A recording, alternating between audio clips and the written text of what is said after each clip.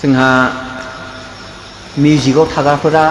हर जानायखाय थांसिगोननो ओंखायनो आं बैसागु गानखौ गारनानै आलायारनखौनो खननोसै दे लास्ट नोंथांमोना बिदिनो लाइभआव फैबाय थानांगौ आंबो होमबाना एसे इन्ट्रेस्ट मोनो फैलाव बिखायाव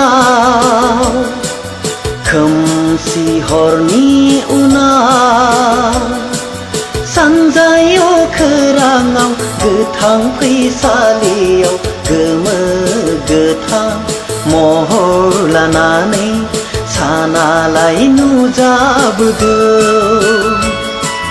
सानजाहा आलायारन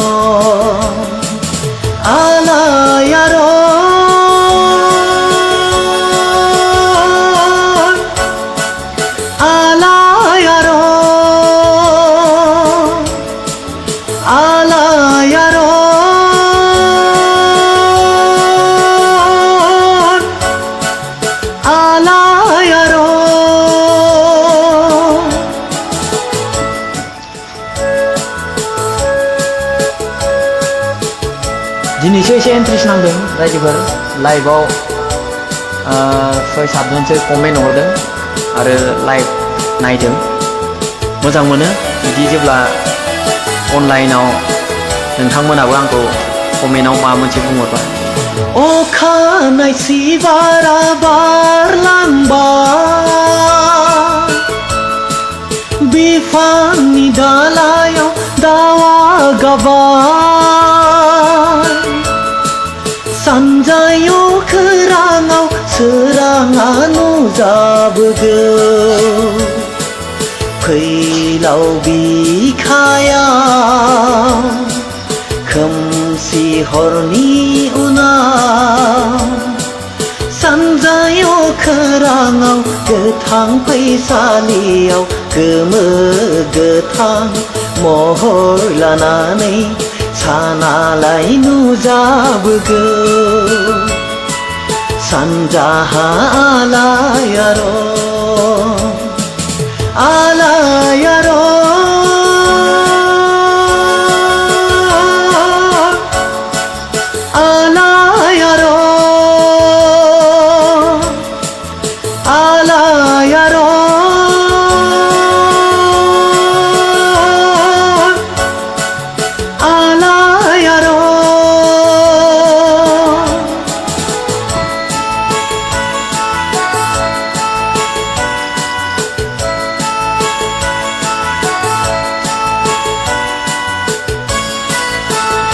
मारै नांदों रायजोफोर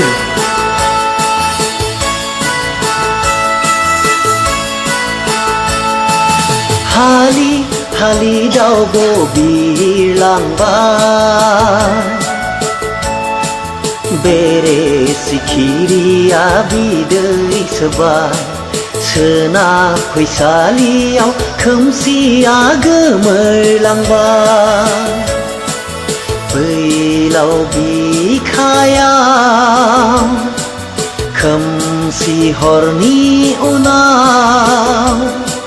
सानजायाव खोराङाव गोथां फैसालियाव गोमो गोथां महर लानानै सानालाय नुजाबोगौ सानजाहा आलायारन